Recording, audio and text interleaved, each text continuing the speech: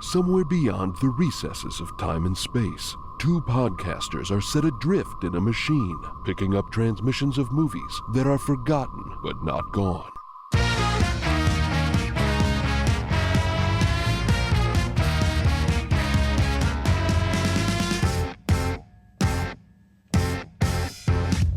Welcome everybody to Movie Memory Machine 5-4, the mini-series that brings you 5 films thematically related to the main film we're talking about this week. Truman, it's good to see you.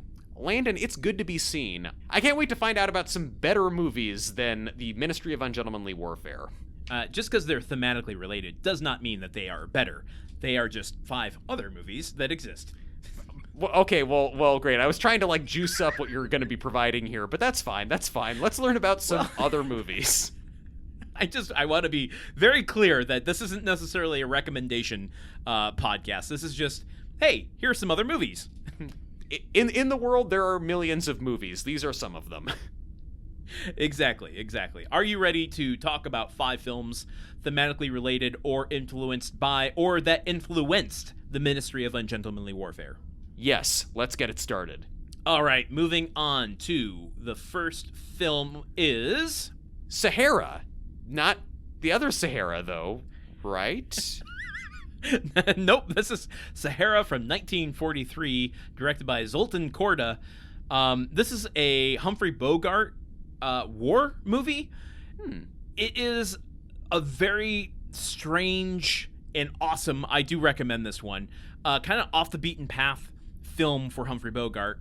It takes place in the deserts of, the Sahara Desert, I guess, obviously. Yeah, one would expect. Of World War the movie II. Sahara didn't focus as much on the Sahara Desert as one might expect it to, so you'd be forgiven for doubting that. But this is essentially like Humphrey Bogart plays an American soldier who used to drive a tank that got shot and stalled in the battlefield, and he escaped and met up with a British RAF pilot and an Italian. They take an Italian prisoner and they take a German Nazi prisoner, and there's just this merry band of allies to hold these prisoners hostage until the forces can decide what to do with them. Okay, so it's kind of, again, a desperate tale of a bunch of guys working against really long odds in a tough situation. But here it seems like maybe they're going to be sweating a little more as they try to deal with it. Oh, absolutely. This is a sweaty-ass movie, and a movie of sweaty asses, I'm sure. There's a moment that this all kind of culminates to something that the Ministry of Ungentlemanly Warfare doesn't even strive to do, where the group of soldiers that have come together have to defend this little compound where the hostages are being held from a troop of Nazis, and it's exciting and it's suspenseful, and there's stakes. What these soldiers have to do to put their lives on the line to hold. It's basically like King of the Hill, right? They're holding out this hill and they can't let the Nazis grab the flag. Yeah, and they're all drinking beer in the alley afterwards, and there's a kind of a rotund kid who likes improv comedy, right? Yeah, just like King of the Hill. I came across this movie last year, and it really knocked my socks off. I love it. Sounds great. I'll give it a look. All right. Let's move on to the next film we have lined up, which is... The Dirty Dozen. Kind of the template for every pulpy, action-y World War II film. Yes. I think this is probably one of the first. I don't know if this falls before or after Kelly's Heroes. I think Kelly's Heroes was 71, so this might be before it. But yeah, this is setting the template for MASH, really pulling in the misfit vibe of some of these groups of soldiers that had contrasting personalities coming from it doesn't matter where in America you're coming from, what social class, what borough of New York you're coming from, what race you are. Under the military, you're all going to fall under the same objective and look out for your brother in arms. Yeah. Now, so this is a movie that I've seen bits of on TV growing up, never seen the full way through. Yeah, I don't think anyone has. I mean, is this a movie you'd consider good? Like, do you enjoy this movie? It's interesting. Wow. You know, I can't imagine there are many people seeking this one out outside of bonding with their grandfather. And the more that grandfathers haven't gone through World War II, the less likely you are to watch this movie. Yeah. So it's not like it's a movie that has mainly stood the test of time as kind of a concept of a pulpy, heisty type crime movie that happens to be about soldiers in World War II. Yeah, exactly. I don't know. Yeah, I would say this is a cut above a lot of those. I mean, this set the template, and therefore, you know, it's kind of it benefits from not being oversaturated with the tropes.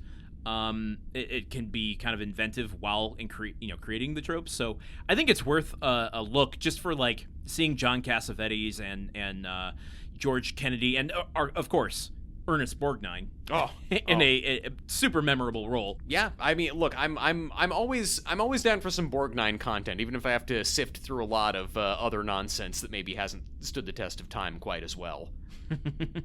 I also really like Robert Aldrich as a director. But anyway, let's keep on moving to the next film. March on. Hell is for Heroes. I have not heard of this at all, but it sounds like the common phrase, hay is for horses, which is maybe not that common of a phrase, but I heard it one time. This is directed by Don Siegel, who did, Invasion of the Body Snatchers, but I think most people of this caliber are going to know him from the Dirty Harry movie. This is another kind of band of brothers doing a very small-scale thing in World War II, where they have to, like, hold this position in this German pillbox, as they're called. And this is a starring vehicle for Steve McQueen, who, frustratingly, I have so many issues with Steve McQueen, I can't get into them all here, but, like, why was he allowed to wear a leather jacket in this movie? It's a World War II movie. Why is he wearing a leather jacket? I have questions. What if he needs to go into a protected skid? You know, it's safety equipment. It makes sense in The Great Escape. It does not make sense here. The most memorable thing about this movie is, to me, they hired Bob Newhart. And Bob Newhart, at the time, was mostly known for his comedy skits in which he was faking one-sided conversations on stage, on telephone calls. And they essentially let him do that bit in this to, like, trick the Nazis who are listening in on them. They have him fake a phone call to make them think that everyone is in the bunker when, you know, it gives everyone time to go and attack the Nazis. Okay, that's a beautiful piece of film history, knowing that it's not like a new thing where they will shoehorn cameos with someone who is currently relevant into the movie to the detriment of the movie. I also love that that's his special commando skill that he brings, is the ability to pretend to be having a phone conversation with someone who isn't actually there. You know what? I say bring more unique skills into our war films. That would be me if I'm in the military unit, the crack military squad. Well, Truman, what does he do? Kind of like vaguely improvised comedy bits, a lot of witty bon mots, some wordplay. No gun skills, no explosive skills. I cannot hold up under torture. But if you want to chuckle, maybe. That's what the Army needs, is more jesters. Yeah, exactly. Kelly's jesters, they'll call it. The dirty chucklers. All right, let's move on to the next film. Oh, the Inglorious Bastards. Interesting. Bastard. Oh, boy. Wow. I didn't realize just how derivative that other film was. Interesting. Tell me about this movie, which appears to be Italian. It is, directed by Enzo G. Castellari. I don't really like this movie. I just chose it because fuck Tarantino. Okay, great, good. Well, no one would have guessed that about you already. So what's the deal? Is this just the Dirty Dozen, but they eat more carbs? I mean, this is a lot more thematically linked to Guy Ritchie's movie in that it really takes the idea of soldiers breaking away from normal operations to kind of do their own thing without any oversight at all. And it's totally an exploitation film that, leans into the camp, leans into the violence, leans into like the spaghetti western score. There's a lot of DNA between this and the Ministry of Ungentlemanly Warfare. A title that I'm getting tired of saying, by the way. Yeah, I know. Shorter titles, machine, please. Serve us up those. Ministry of Ungentlemanly Warfare is very heavily taking from Inglorious Bastards. So this is just sort of that movie inspired the movie we watched, and this is the movie that inspired that movie. We're just going like the great grandfather of the concept. Yes. And, when you make a copy of a copy of a copy of a copy, suddenly the fidelity starts to wear away.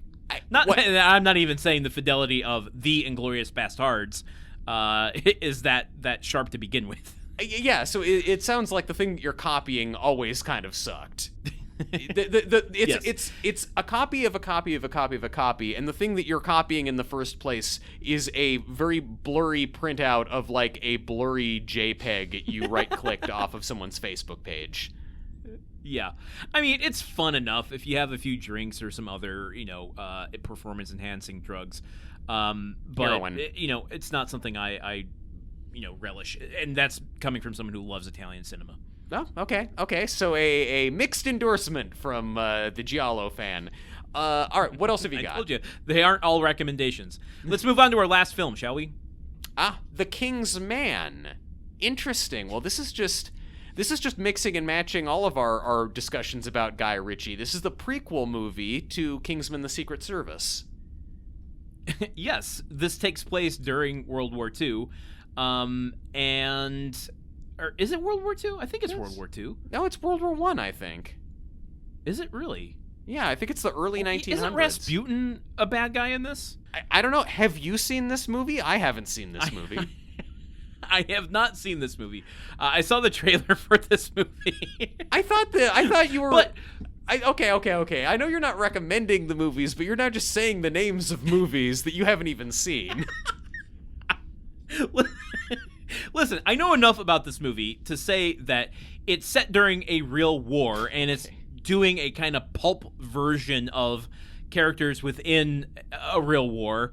What war? Like, who knows? Crimean War, Civil War, Spanish American? Take your pick. What movie is it that they fight Rasputin? I think that's Anastasia, dude. Do you want to like do a 6-4 now? It's got John Cusack. Oh my god. This movie, I think, is stylistically too. The Matthew Vaughn ultra-violent style, I think, fits the DNA of MOUW. I'm not gonna say the full name anymore, even though that was harder. Yeah, you've saved a lot of time by doing that and then explaining it. I don't know. I mean, one of us should probably watch it since we've talked about it now. Well, you never know. The machine might service up some of these someday. You're right. This is just us getting our homework done and all of our ducks in a row. Well, that is all the movies I have for us this week for this 5-4 for the Ministry of Ungentlemanly Warfare. I'm so excited to never have to say that again. I refuse to, ever again. Yeah. We'll never mention this episode or this movie in any of our future episodes. I can guarantee it. Yes. Wink. Well, anyway, be sure to listen to our podcast where we never do back references. All right, until next time, for Truman Caps, I have been Landen Solano. And for Landen Solano, I've been Truman Caps. Keep on watching vaguely similar movies.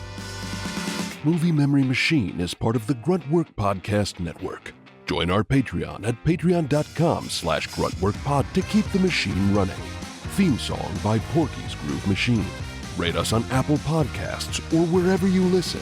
For more information on today's show, visit MovieMemoryMachine.com.